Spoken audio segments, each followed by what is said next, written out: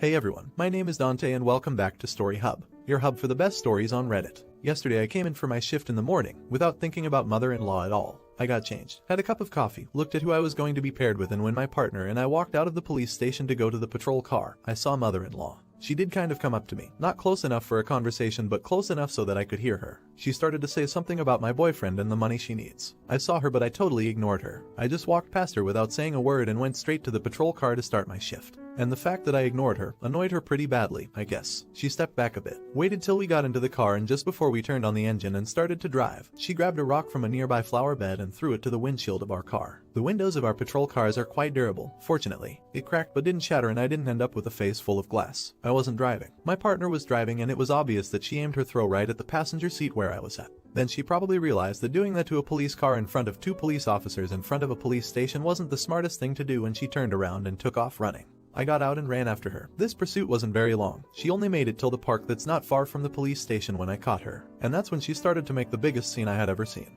Mother-in-law had no intention of calmly letting me put handcuffs on her. Instead, she dropped to the ground and started to yell for help. Mind you, it was an early morning but there were already quite a lot of people in the park. Some were walking their dogs, some were jogging, some were just walking through to get wherever they needed. She was yelling at the top of her lungs, "People, good people, help me. I'm being abused. Call the police. This one is not a real police officer. He's trying to kidnap me," and things like this. She was yelling for help so loudly that everyone in that park stopped whatever they were doing and looked at us. Everyone. Men, women, children, dogs, and cats. There was not a single person that wasn't looking at us. You might think that I'm a man and she's a woman, so I should be able to hold her down but really it's not that simple. She was hitting and scratching and biting. She was spitting at me. Also, during the struggle, she kicked me several times, quite hard and painful. Honestly, at this point, I had all the rights to tase her. I didn't. My partner came with the car. He helped me and together we managed to handcuff her. The next problem was getting her into the patrol car. Our patrol cars are like vans. The back door opens and there's like a cage with a bench where you can put the person in. And mother-in-law wasn't going to get in there without a fight. Even with her hands cuffed, she was kicking the door, spreading her legs very wide so that we couldn't get her in, and when we got her in, she was putting her feet in the doorway so we couldn't close the door. While she was doing all this, she never stopped to yell that we're breaking her bones, that we have no rights to treat her like this, that this is against the law, and still asking the people to call the real police. During my whole career as a cop, I had never had an arrest like this. I have arrested many drunk people, many aggressive people, many weird people, but this right here was the stupidest thing ever. We took her to the police station and if we had troubles getting her in the car, now she didn't want to get out. She held onto the bars and we literally had to grab and pull her out. Once inside, mother-in-law immediately demanded to see the captain. She wasn't listening when we tried to explain that the captain isn't going to do anything for her and shouldn't be bothered with this. She insisted that she has the right to see someone superior, and technically she's right. So we went to get a captain for her who recognized her from the last time and wasn't too happy to see her. Mother-in-law said that she wants to complain about this officer while pointing at me. She said that I abused my power, used way too much strength on her and didn't even care that she's a fragile woman, that I twisted her hands and brutally pushed her into the car. The captain asked to see my body camera. This is one of the reasons why we use body cameras all the time. If the suspect says one thing and the officer says something different, then you can watch the recording and see what actually happened. So, the captain played the recording for all of the present to see and he asked mother-in-law, "What's this, ma'am?" As she was clearly ignoring my orders on camera. Mother-in-law was like, "This is me fighting for my life. It's a survival instinct." I thought he would take the gun and shoot me right in the head. The captain was like, "No, ma'am, this is you resisting arrest. If an officer is giving you a lawful order, you're supposed to listen, and if you don't listen, the officer has the right to use a certain amount of force to detain you." Mother-in-law said I take no orders from fags. While glaring at me, she was charged with vandalism, fleeing from the police, resisting arrest and assaulting an officer. And just as she was going to be taken to jail, mother-in-law suddenly started to complain that she's not feeling well. She said her heart hurts and she's dizzy and her blood pressure is too high and she wanted an ambulance. Everyone realized that she's faking, but just to be sure that we're not mistaken and she didn't die when arriving at the jail, we called an ambulance. The medics came and examined her. Just like we thought, she was fine. Her heart rate was normal, her blood pressure was normal, she had no need to be hospitalized. I was just thinking, what do you think would have happened, mother-in-law? The charges don't disappear just because the person is taken to hospital. She probably didn't know that even if she was hospitalized, an officer would have gone there with her and stayed with her all the time. And as soon as she was okay again, she would be transported to jail anyway. She wouldn't sneak away if that's what she was thinking of doing. The ambulance left, and even though our captain is a very calm and composed man, at this point he seemed very irritated.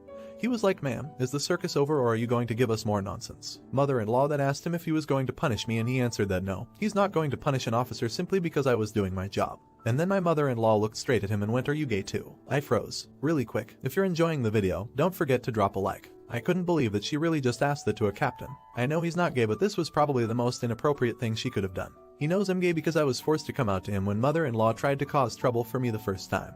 He ordered her to be taken to jail immediately, and even then she still had the audacity to speak. She insisted on having a phone call so that she could call her son and he could pay her bail. I'm not sure why she thinks my boyfriend is going to bail her out this time when he didn't do it last time. I called him first and I told him that his mother was arrested, and he seemed quite delighted as he's so tired of her. The captain offered my boyfriend to come to the station and see the recording if he wants, but we really don't want to show ourselves as a gay couple more than absolutely necessary. Mother-in-law did call my boyfriend and he refused to bail her out, so she'll have to stay in the cell till her trial. Since she already has a record, I'll be surprised if she's not given jail time this time. Not the idiot. It's cool that your captain offered to let your boyfriend see the recording. Easy way of setting any hard feelings and potential arguments. I can imagine that it is tough for officers to arrest friends and family not just because of confronting that person but then having to explain yourself over and over to everyone else. Not the idiot. I read your stories a while back and just had this one pop up for me. My heart goes out to you and your boyfriend. I hope your mother-in-law gets what she deserves and you can finally have some peace of mind. Hopefully I will soon get to read a new post about this butch being served in court with a massive jail time slapped on her homophobic face. Now for the next story. So, some years ago, my father was a building inspector in the government. He had a set area of buildings he had to maintain, meaning he would go to the buildings owned by the government and do regular inspections on the cooling, heating, generators, etc. He would also be in charge of maintenance schedules, getting contractors for repairs and new installations and so on. So the one particular site is an office building, with a large open plan layout sharing large air conditioning units to cool the area. Obviously, if a large group of people share an office space, the temps are set to a general temp to accommodate the majority of the people, with the understanding, if it is too cold, bring a sweater. Then he started getting complaints the acts are set too cold. He would go, check the temp, check the unit, and all seems to be working correctly, set to 20 degrees Celsius. After numerous complaints, my father went to the people in the office and asked who had what problem. Suddenly, most of the people complained that the temp was not ideal for them. The one wants it colder, the other wants it hotter. My dad asked them how they expect him to control the temp around their individual desks if they share a large AC unit. They pretty much shrugged and kept complaining. Having had enough of stupid people, my father got a contractor to install individual temp switches on every desk, with a cable running into the floor, and explained that all of them could now change the temp to their desired setting. But then the power cable for each of these switches just stopped when they entered the floor below. They were not connected to anything. Little dummy switches. He left a note in the building file for the next inspector about the little wires coming out of the roof below the office. He said he regularly followed up with the people in that office if they are happy, and he said he never got complaints after that. They were very happy with his service and that they could control their own temp. Not the idiot. Reminds me of a story I read a while back of a building operator who could not get the office workers to stop messing with the thermostat. Even locking it behind a box didn't work. The box would be broken and the settings messed with anyway. Finally, he rigged up a thermostat that didn't actually do anything, and then another one hidden carefully that he could control remotely, solved the problem entirely. Thank you for watching, and if you enjoyed, don't forget to like and subscribe.